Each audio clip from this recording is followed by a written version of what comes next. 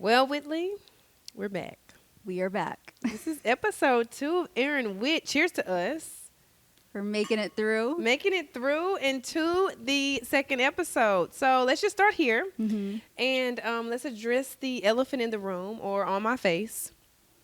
So obviously, we have some backstory to this podcast, guys, because it's trying to take us both out. So Erin last is week, in concussion protocol right now. we're both on the injury list coming into this, okay? I'm in concussion protocol, which I'll explain in just a minute. But last week, you were hurt before we got started. Yeah, you might even be able to see the bruises on my knees still because they're definitely still there. Oh, my gosh. Getting the set up. Whitley took a tumble. and landed on. I ate. There is no tumble about it. When I say that I hit the ground so hard. Oh, my gosh. And then I follow up, headed into episode 2.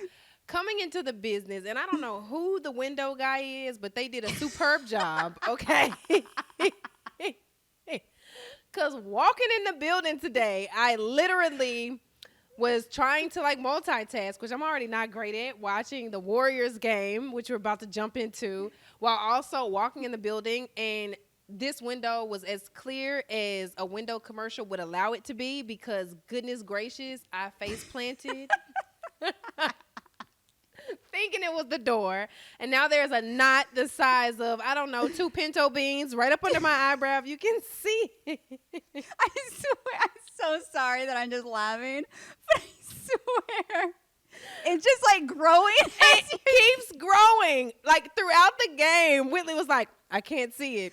Second quarter, actually, I do see a little knot there. Fourth quarter, oh yeah, I see it, Erin. Oh my God. Yeah, So we're risking our lives to come and talk to you guys. So a little appreciation, please, yes. for the bruises and bumps that we're taking. Speaking of injury protocol, you were just about to say it. Go ahead, Whit. Speaking of injuries, obviously not great tonight for the Warriors. Jimmy Butler going down with that. They're calling it what? A pelvic contusion? A pelvic contusion. That fall there was no cushion None. between him and the ground. None. And those falls are just so scary. And it was bad timing, like we heard Draymond talking about post game, because he's the one who ran into Amin, who eventually, hit Jimmy, which made Jimmy fall back.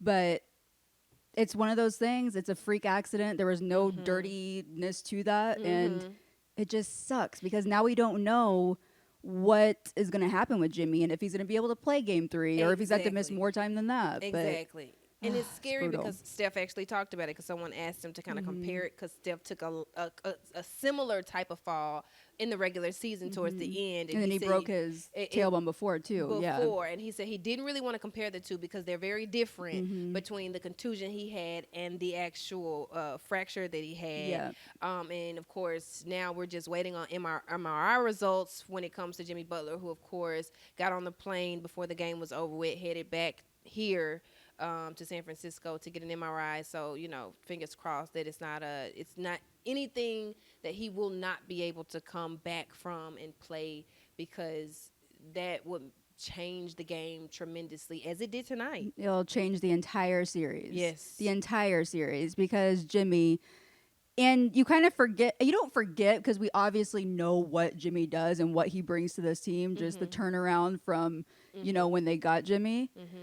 But he makes everyone around him better. Yes. So much better. And then when he's not out there, it's like, oh, Steph can't get open. I mean, Steph's always being guarded crazy. But Steph can't get open, and other guys are struggling. And just the impact that he has on this team. It's night and day. Oh, night and day. Night and 100%. day. And the thing about it is, Jimmy Butler, like you said, the ISO ball, he is the reason why that's available. He is the reason why you have to respect the fact that there's another dominant scorer out there that not only can score the ball, but facilitate better shots for everyone else. And which is the reason why, even though they were guarding Steph crazy in game 1, Steph was able to make, now, some crazy shots, but also he was able to get some shots that just were good for him to be able to take, because they had to respect the fact that Jimmy Butler was also out there. It just opens the floor up for so much more, being that you have a guy out there like Jimmy Butler that is always willing to give up his shot for the better shot, number one. But then 2, on top of being able to do that, just like I said, players are able to have to know where he is just as much as they have to know where Steph is, which is what makes Steph so dynamic, being able to run off the screens. And tonight, what we saw a lot of is the fact that the Rockets were trying to make sure that once Steph gave it up, he didn't get it back. Yep. And Jimmy helps something like that because he can get the ball back, because you have to scramble off of those screens to try and make sure you're covering everyone, of course, which gives Steph some space in most cases when you got a guy out there like Jimmy Butler. So, and then also what he brings to the defensive end. Exactly. He, is a great defensive player, and I just hope and pray that for the sake after of the series. MRI tomorrow, it is good though that they did the X-ray and there was no structural damage. Right. That's good. But I'm telling you, when you're 35 years old and you take a fall like that, and let's just say I'm not getting up from that. Someone would have literally had to bring a stretcher out to that floor and would have had to wheel me out because, that fall is just brutal. So I'm hoping, though, obviously he is built for this and he works out for this. He's tough. He's tough. And everybody asked him after the game. They were saying that when they asked him after the game, how did he feel? He said he was fine. And then Draymond's like, but Jimmy's always going to tell you he's fine. That's exactly who he is. He's tough. He's tough. And he will be out there. A story this season, actually, that I really liked that Steve was talking about was like the one game he missed this season. Who was it against? Why am I blanking right now? But he missed the one game. It was with the back issue. And the Warriors lost. And when they were walking off the floor, he was talking to Steve. And he's like, Steve, I'm not missing anymore. I can't miss. I have to be out there. And Steve was like, Jimmy, you know, if you're hurt, you have to take that time. He's like, no, I am not missing another game. So just that quote right there tells me he's going to do everything he can to be playing game 3. So I think so too. Now, we'll see. Contingency plan. If he can't play game 3, we know that Jonathan Kuminga has wanted some time out there on the floor. Tonight he got that ability. And, of course, it's tough because confidence plays a factor when you're thrown out there in your first playoff game, where you haven't necessarily played in over a week or so, and you understand that you've taken a back seat to a guy like Jimmy Butler, and now you have to be thrusted into the action in a very physical series against a hungry and aggressive Rockets team that, is not playing games when it comes to trying to get out of this series just as much as the Warriors are. And so Kuminga, he did have he was able to score in the double digits, but he did have somewhat of a lackluster performance, I would say. Yeah, he definitely did. He wasn't very efficient tonight at all. And like you said, it is a confidence thing, missing, not, being out of the rotation, then being thrown back in. But a perfect example tonight was Pat Spencer. What he came into the game and he immediately contributed. Agreed. And he's not obviously part of the rotation regularly. And he had some wild shots in there, but he kept his confidence, which you could tell. Yeah, and how many points did he end up having? I'm not actually. Let me see. The box score. It was 11, right? I know 11 in 9 minutes. Kuminga had 11. I'm pretty sure, but I believe that Pat Spencer actually finished with.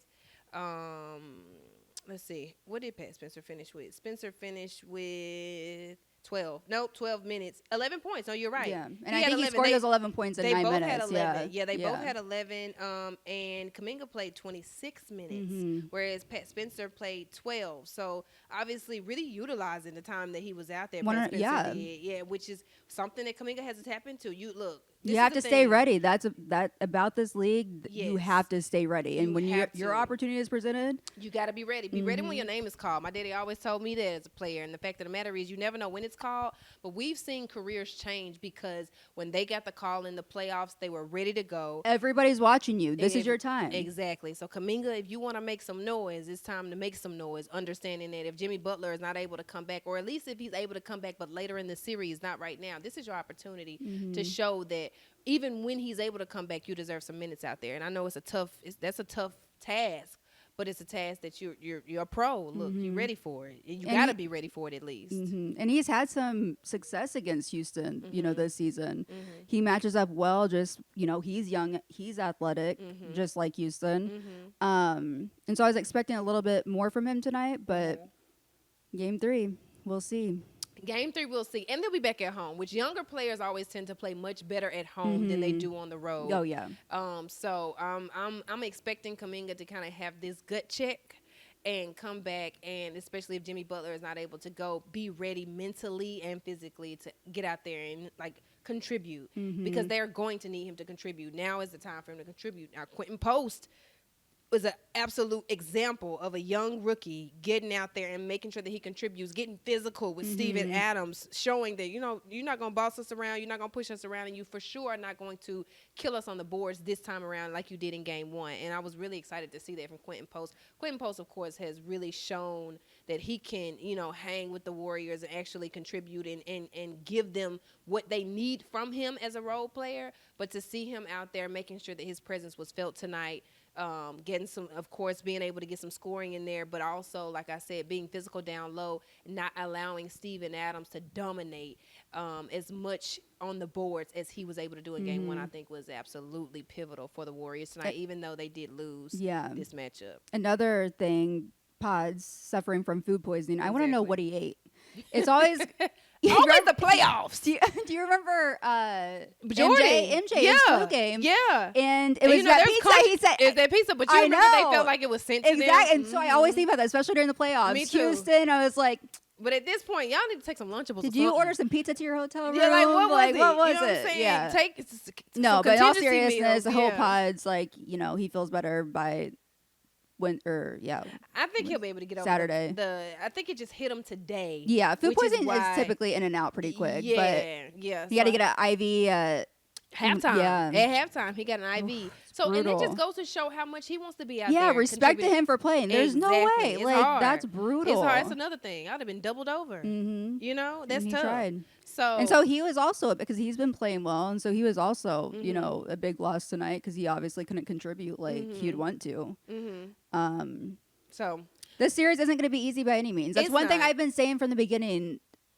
Don't want to call anyone out, but there are a few people that I know who, after the first game, they're like, the series is over. It's done. The Warriors, I'm like, do you know how physical Houston is? Yeah.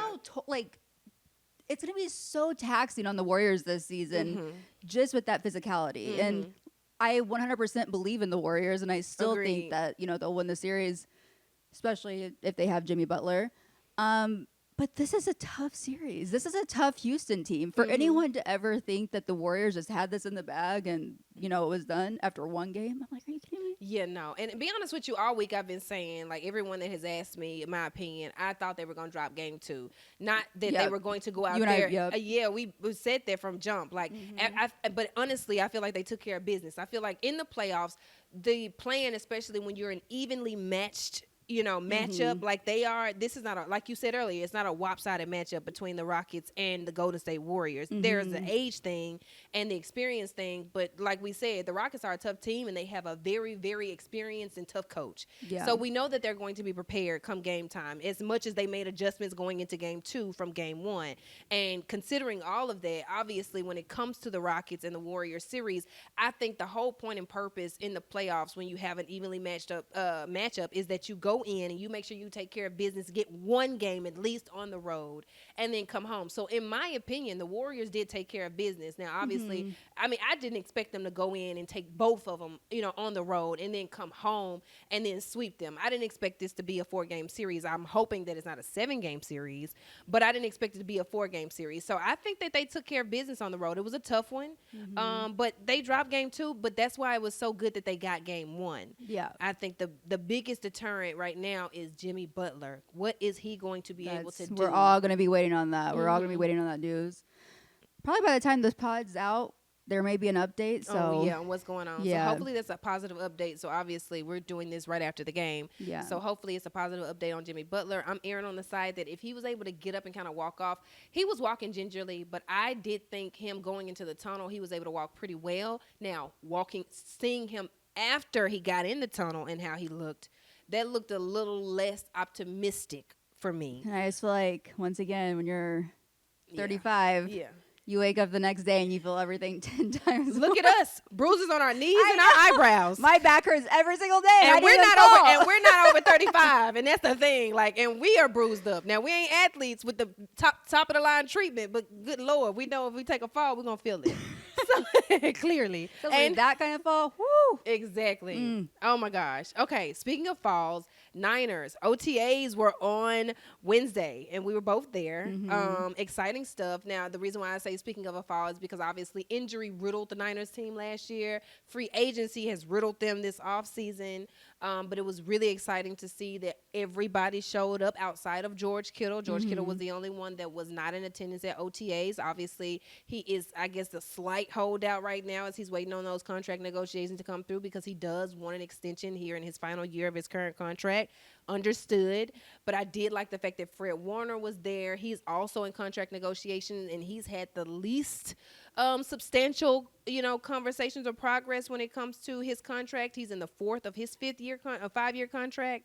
But he was there, and he said he has no intention on holding out. And that was really, to me, good to hear, especially now, because I think leadership going into this season is going to be even more pivotal for the Niners than the seasons past because they will be pretty young, I think.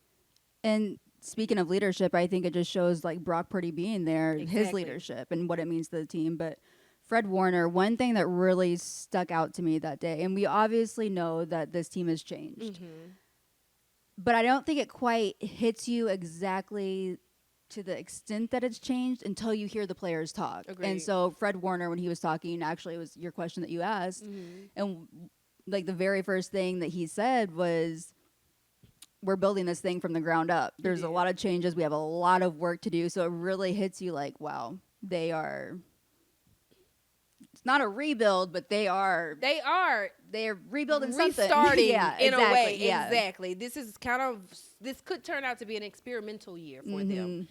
So I understand it. It's always nice when Fred gives me a good bite. Right. Fred's the best. Fred is the best. Yeah. He did put me on the hot seat a couple times when I was in my rookie years. He's making you better. He is making me better. Yeah. So it's always good to talk to Fred, obviously, because he is somebody that is about his business. And if you don't come in there about your business, he will not let you know it, but you will feel it. You will feel when he's more prepared and you're not prepared, and he can sense that. You know what I'm saying? So it was always good to talk to Fred. Good vibes always from him. Just an impeccable leader on this Niners team. So it was good to talk to him. And he was also good to hear him say, because I asked him about the fact that they're going to be pretty young on the defensive side of the ball if that's what their focus is going into the draft, which, of course, is Thursday. Yeah. And he said, we need that. We need that fresh breath of air, you know what I'm saying, when it comes to younger guys coming in and kind of giving that grittiness and that hungry, I want to be respected, I want to make a name for myself. He said that that's actually something that he feels like will help the locker room with the Niners. So that was actually pretty optimistic to hear too, because he said it makes him younger. He's like, even though I'm not old, but they consider me old. They call me, come in here, call me Unc. He said, yes, he said they call him Unc. I was like, not Unc. Not Unc, Fred. But yeah, so it was good to hear him say that. Christian McCaffrey said that. And he's feeling good? He's feeling. Fred is feeling good. Christian McCaffrey said his injuries are behind him. He has a baby on the way.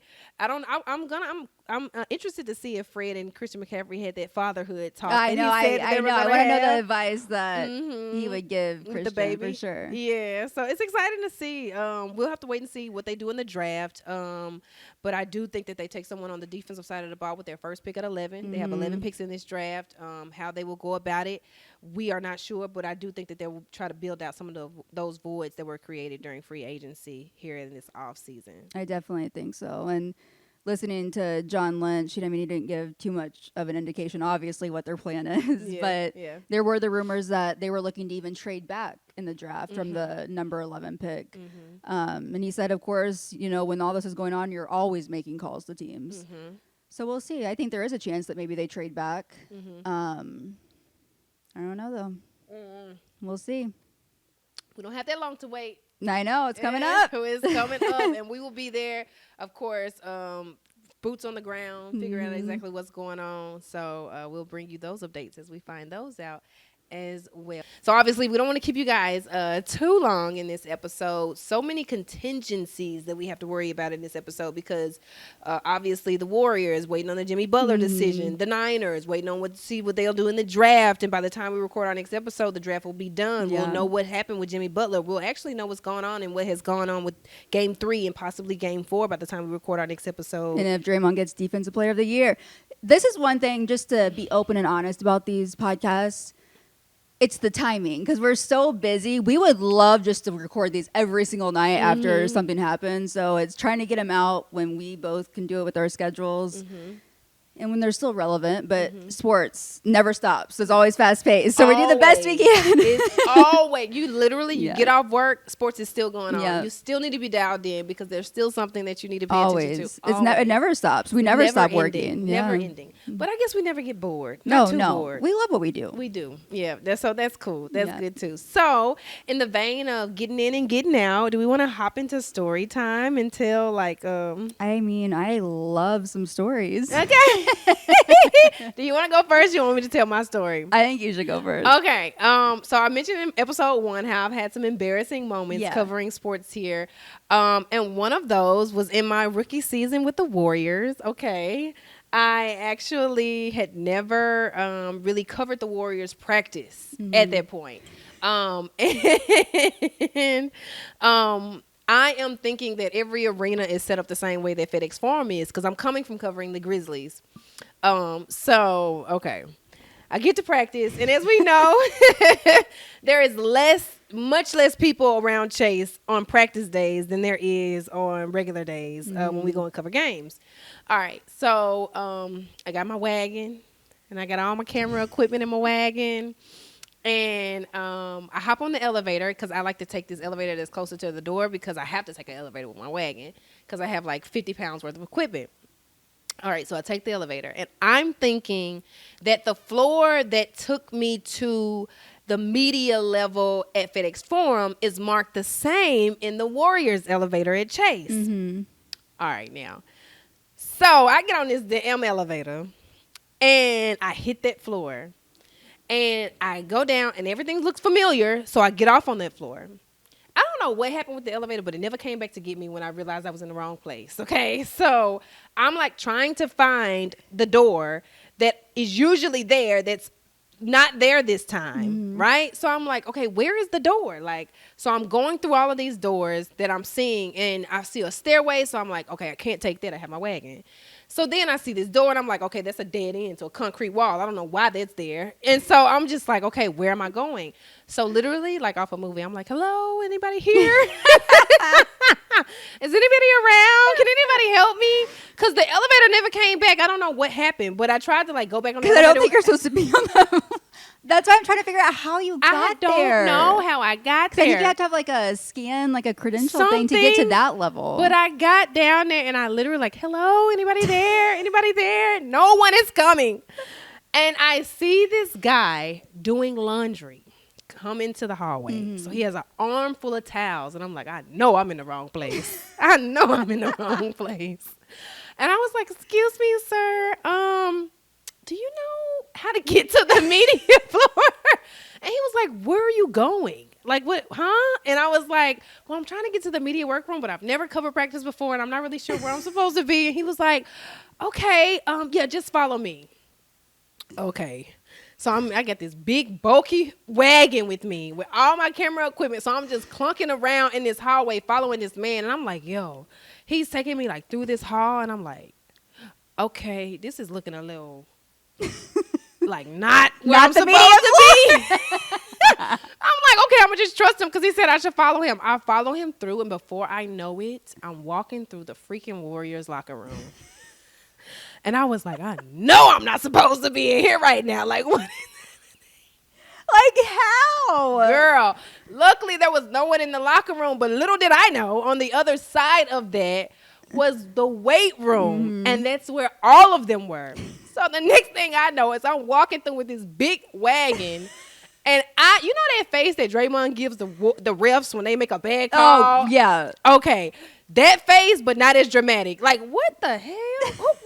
what is she doing here? Like, why is she coming out of our locker room into our, I guess that's the locker room, into our weight room? And I see Dre, I see Steph, and I see Clay like in the back, and I'm like, I know, I'm so embarrassed. I'm like, if I ever look like I didn't belong, it's right now.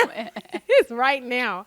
And I literally had to do like this walk of like embarrassment. I can't even say shame, but this walk of embarrassment of clearly being a rookie in the Bay Area. Walking through these folks' weight room as they're like lifting weights post practice, and I have picture with your wagon with all of your equipment. so embarrassed. I was so embarrassed. I was like, Lord, if I ever look like a rookie, oh my gosh, I'm walking through their freaking weight room, and as they're lifting weights, and I have to, as you know, the weight room is on the other side of the practice court. So I'm walking out of the opening of the weight room, and all of the other journalists are on the far side of the gym like, look at this damn child.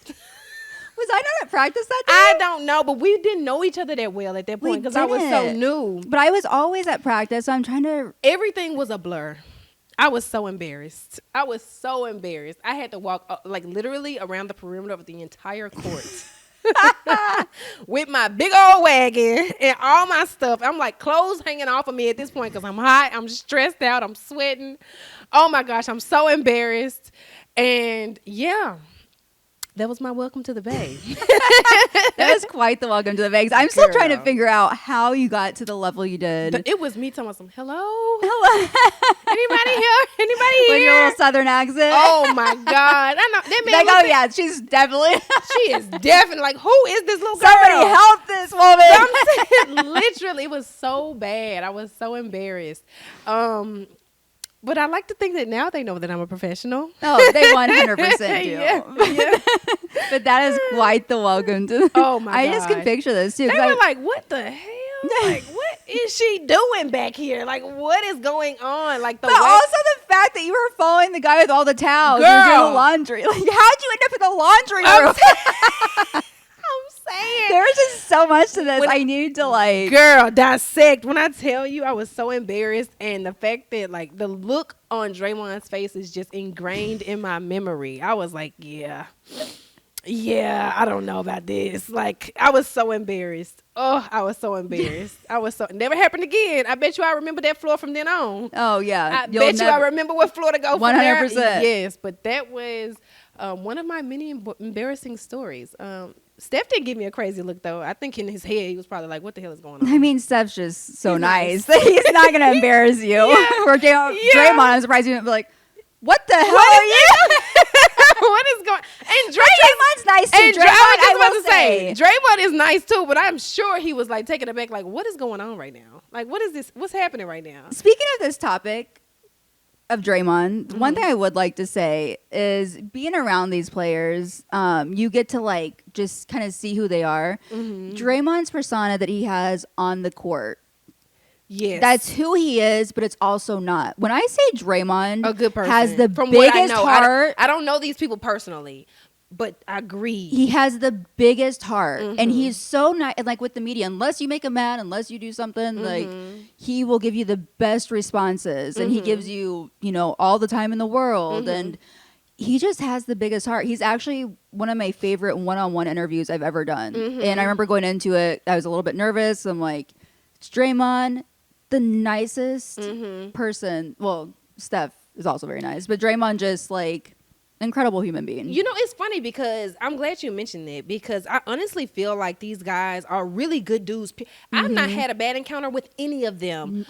From the rookies to those that have been traded in to those that have been picked up in free agency. Top tier organization. Exactly. To the staples on the team. I've never had a bad experience with any of them on a personal level, on a professional level, honestly. No. And I feel like they get a bad rep when they are kind of snappy in press conferences. And I'm going to be honest with you, I have always erred on the side of the athlete, because if you ask me, It is hard, especially after a loss, to get up on a table, to get up on a stage, to sit behind a table, and have people just fire away questions at you. Just imagine. I can only imagine if when I wrote an article, somebody's like, oh, you didn't put an apostrophe here. Like, why didn't you put that apostrophe there? Oh, well, did you see, like, did you put a typo in here? Like, did you not see that, you dummy? Like, because that's how it sometimes feels when people are asking these questions. So it's like, I can understand sometimes when they get a little snappy because it's like, I didn't go out there and try to lose the game. I didn't go out there and try to make a bad play. I didn't go out there and try to throw up the worst shot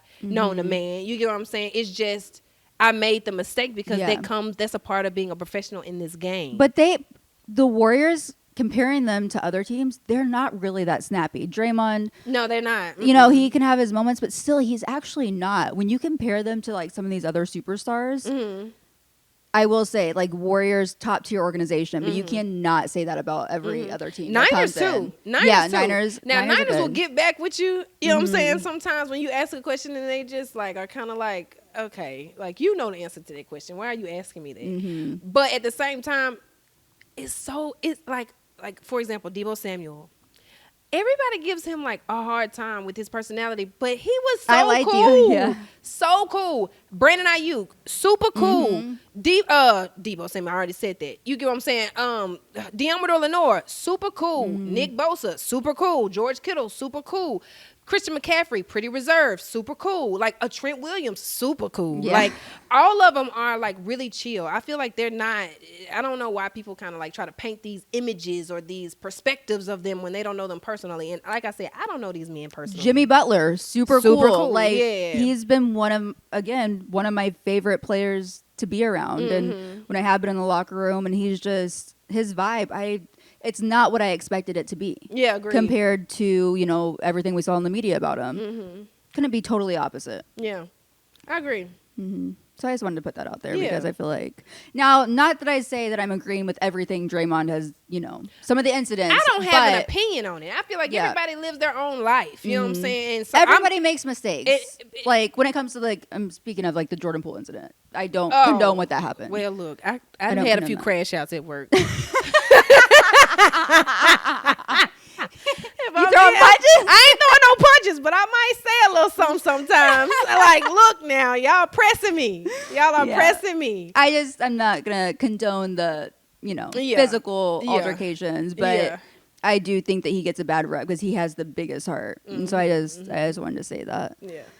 My embarrassing story, I feel like I have so many, and I was telling you, I need to start writing stuff down because I've had so many moments that they're all just kind of go together and I forget about them. I actually do have a diary somewhere. Do you? Where during the 2019, that was like my first official season covering the Warriors. And during that finals run, that whole thing, I ended up writing some stories down. I had to go back and look at it. But one that like comes to mind is right before, you know, was it right before the playoffs or right before the finals? Boogie Cousins, he had his comedy slam here in Oakland. Okay. So much fun. But, you know, certain events you go in and you're like, we're just going to have fun. We're not going to talk sports. Or, you know, we're going to see some of these guys on the red carpet. Yeah. So it's going to be like a fun vibe. Me, if you know me, you know I love dad jokes. That's my thing, especially the up dog joke. So I saw my opportunity and it just hit me and I'm like, I'm going to try this on Andre Iguodala. Because also I knew that he liked The Office. And so typically how the joke starts or like when you watch it on The Office is they're like, see, I'm going to start laughing because why am I laughing when I tell a joke? Why am I like this? One day I'm going to tell a joke and like not laugh. Yeah. But it's like, why am I laughing? Why can't I get it out? And I got like fuzz in my mouth. Okay. Is it me or does it smell like up dog in here? Girl, you barely got that out. Why am I like this? Look, Park is like, what the hell? I'm so done. Okay. And it was weird because Andre was like the one time, I think I got it out without laughing. It was like one of the only times that like I delivered that like perfection, right? Yeah. So Andre goes, I think it's you. I'm done. And I'm just sitting there, I'm just like, oh no. I'm so done. And I feel like that's so on brand for Oh my Andre God. And he's Iguodala. sarcastic and stuff, but then the rest of the time I'm like, do I smell? I'm here to tell you, you never smell. You always smell good. But Oh it my was just gosh. but it was hilarious, and I don't even know what. I think I blacked out after that because I can't remember what I said Girl. afterwards. I think I just started laughing, like I'm so. I was speechless. am I didn't even done. know what to do. So that's one of my embarrassing stories. Yeah. I have a lot more where that comes Oh, from. look, I got have a a book lot more. full of stories, which y'all will hear. But I'm glad we're talking about that because before we go, leaving Niners yesterday. Okay. What happened? Let me tell you. Okay, so I have to go to the gas station to get gas on my way back, right? Mm-hmm. And we know that the homeless population in California is kind of, it's kind of bad. Yeah. Literally, I'm from the South, so if I got it, I give it. You get what I'm saying? If I got $1, if I got 50 cents, whatever I got, if it's in my glove compartment, I try to make sure I keep something in there so I can give it. Girl, okay. So pull up to the gas station, and it's this homeless man there, and I look in my glove compartment because every time I see them, I look to see if I got something. Yeah. But I don't really keep money on me like that. So I look in my glove compartment, there's nothing. I'm like, I really don't feel like going to the store, in the store and trying to get cash back. I gotta go. I'm trying to get back home before traffic. So girl, kid you not. I go from feeling like, dang, I'm pumping my gas. I go from thinking like, dang, I wish I had something to give this man. He walks up to the car at the pump next to my car and is like, sir, you got, can you spare a little change? And I don't know what that man said to that man that was apparently homeless.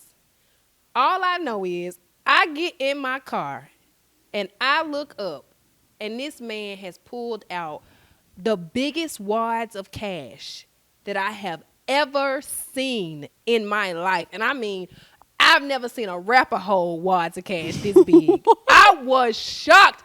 And the man literally started like kissing the wads like, yeah, I got it. I went from feeling like, dang, I wish I could give him something to, maybe I should ask him if I can hold some. In 30 seconds. Wait, what? The craziest thing. I was on the phone with my mom. I said, Mama, you will never believe what I just saw. You will never believe what I just saw. Now, I will continue to give when I see and I have the opportunity to give. But, baby, if I did not feel bad that day, I didn't feel bad for not having it that day. I could not believe the way he was kissing them wads of cash. I was like, yo, like, what are we talking about? That is wild. Wild. So I was like, yo. I mean, get your money. California is a place of its own, okay? California is definitely a place of its own. I have seen the wildest things since I moved here. But I love it, though. I do love it. Yeah, I love it. But, It's boy, great. I ain't never seen that before in my life. I never. But, yeah, That's something. it was something. And I think that's all we got tonight.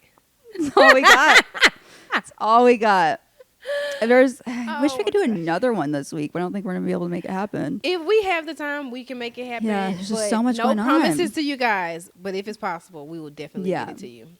I'm like running over my schedule in my head right now, and I'm like, Can we make it happen? I think the Maybe only we day do I an can do is emergency Sunday.